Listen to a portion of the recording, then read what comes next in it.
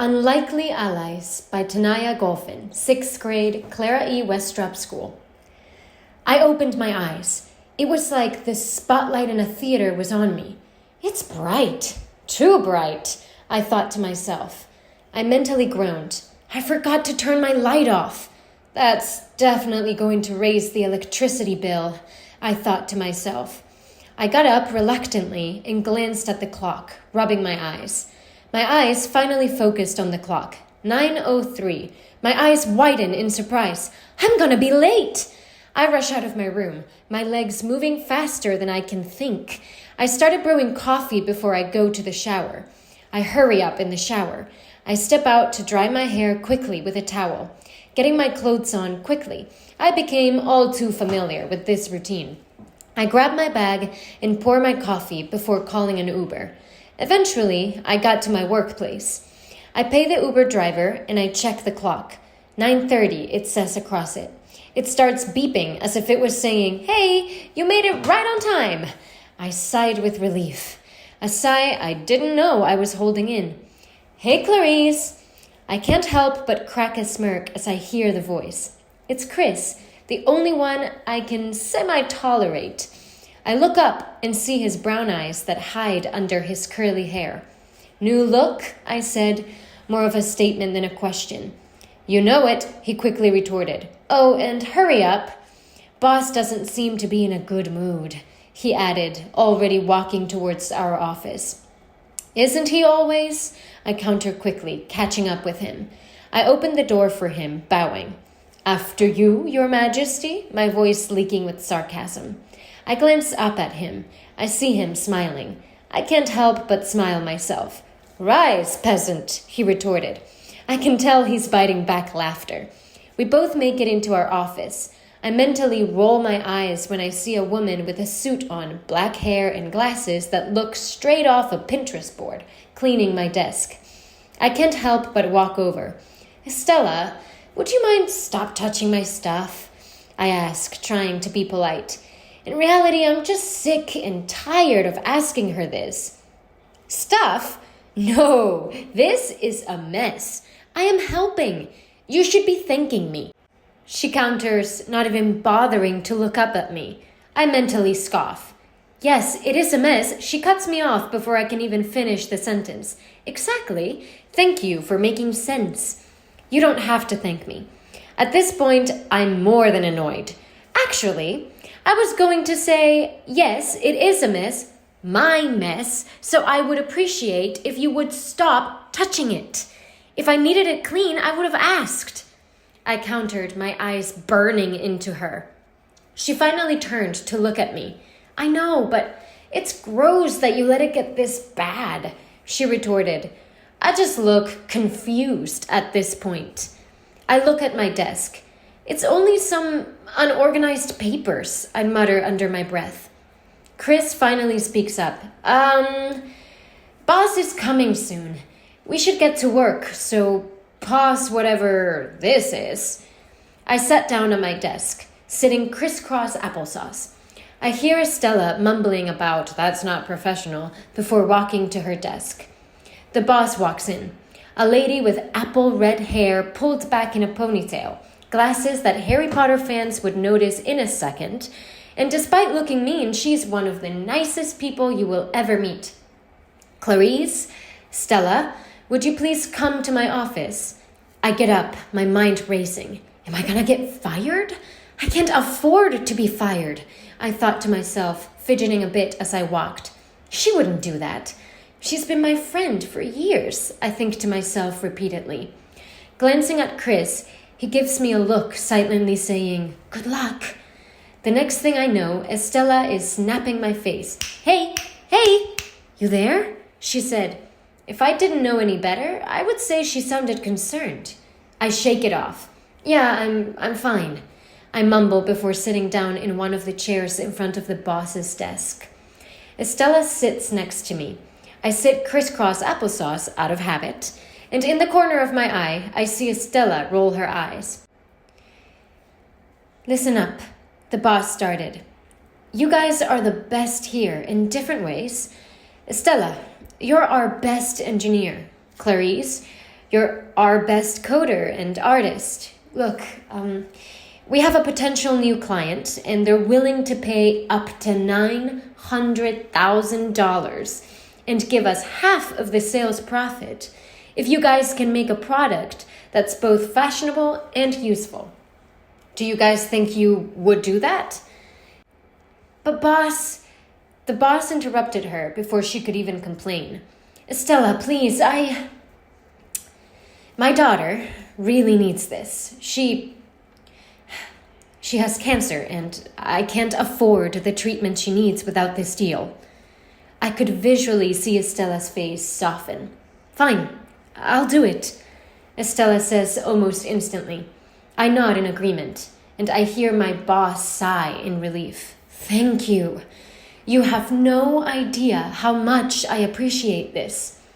About an hour later, after talking through the details of the project, I finally sat back at my desk. So, you going to tell me about what happened or not? Chris's voice rings out, and I spin my chair around facing him. Not much, I say, trying to be nonchalant. Don't do that. Come on, tell me, Chris said, not even letting me finish. All right. No see much, I start. It was just about a new project, I add, spinning back around facing my desk. Ah, how boring, Chris says. I hear his chair going back to his desk. I put my headphones on, played music, and started working on sketches. The next thing I know, someone is tapping my shoulder. I looked up and saw Estella. I pull my headphones, making them rest on my shoulder. Yeah, I mumbled. It's about to be 10 o'clock, she stated. My eyes widened and my gaze darted to the window, seeing if she was joking. Spoiler alert, she wasn't. I checked my pockets for money. Dang, it looks like I'm walking home. How lovely, I mumble. Estella furrowed her brows. You don't have a car? She asked. Sadly, not all people can afford them. Hopefully, boss gives me a raise, so Estella interrupts me. I'll drive you home. Now, that actually caught me by surprise. I beg your pardon? I asked. I mean, how far is your house? She asked. 10 minutes if you drive, and 40 if you walk. I'm driving you home, she said, leaving no room for argument. But she cuts me off again. It's pouring outside. No way I'm letting you walk. I can't have you getting sick, can I? I'm not letting you get out of this project that easy, she added in matter-of-fact tone. If it saves me from getting soaked, I'm fine with it, I say. But don't try anything, I quickly added. Don't flatter yourself. Now hurry up, she retorted, grabbing her jacket. Yeah, I'm coming, I say, grabbing my stuff. The next thing I know, I'm in her car, riding in her passenger seat, looking outside the window. The street light flickering, rain pouring down. Gods, am I happy I don't have to walk in this, I thought to myself. So, got any plans for Christmas? She says, breaking the silence. No. Just the same thing I do every year. Stay home, probably doing work or something, I said, still looking outside. It takes her a minute to respond. How boring. Don't you got family to go to during Christmas? She asked, sounding like a child that found a dog and their mother says they can't keep it. No, me and my family had a falling out, I replied. What about you? I asked. I usually just host a party for me and my friends, she replied, keeping her eyes on the road. Oh, you have friends. How surprising, I was about to say, but I bit my tongue. She's being nice and giving me a ride, so let's be nice back, I thought to myself. How nice. Eventually, we got to my apartment. I thank her for the ride before passing out in my bed. As I am drifting to sleep, I remember leaving my lights on. I quickly turn them off before finally falling asleep. In the morning, of course, I wake up late, again, but anyway, I Uber myself again to work, forgetting my coffee. To say I was less than happy was an understatement, but I managed throughout the day. I finally made it to my lunch break when Estella comes up to me. Hey, I noticed you didn't bring your coffee today and they accidentally gave me an extra one. Do you want it? She asked. Yes, I say instantly. She chuckles before handing me the liquid of life. Thank you, I say. No problem, she says before leaving. Lucky, you looked dead on your feet. You're lucky you got your knight in shining armor, Chris says. I mentally roll my eyes. Over the next few weeks, every time I forget my coffee, Estella claims they gave her 2 drinks by accident. I caught her lying, but hey, free coffee, so fine by me. One day, she invited me to lunch. I was starving, so good timing. So, what do you like to eat? She asked. I don't, I reply. That's stupid. Everyone eats, she replies. Yeah, but none of this fancy stuff, I say. You make me feel like you need a kid's menu, she mumbles, just loud enough for me to hear. Rude, I mumble. What? Just look at the menu and see what's good, she replied. All right. I start looking through the menu. Dang, everything looks good. Dang! Gods, this is more than I make in a day, I thought to myself. I awkwardly look up at Estella. I don't think I can afford this, I say to her. She doesn't even look up. I know, it's on me, she says rather bluntly. I raise a brow. What? I ask. You heard me. It's on me, she says, still not looking up. Oh, thanks, I mumble. A couple of days later, we finally finished the project. It's December 23rd. I arrived at the office to make the deal with the client. I dressed in a suit. You clean up nice, I hear Estella's voice ring out. I turn to face her. She's wearing a white flannel with a black tie. I could say the same about you, I say back to her. Now come on, unlike you every day, we can't be late. She walks up to me, fixing my tie. I mumble, thanks. Spoiler alert, we get the deal.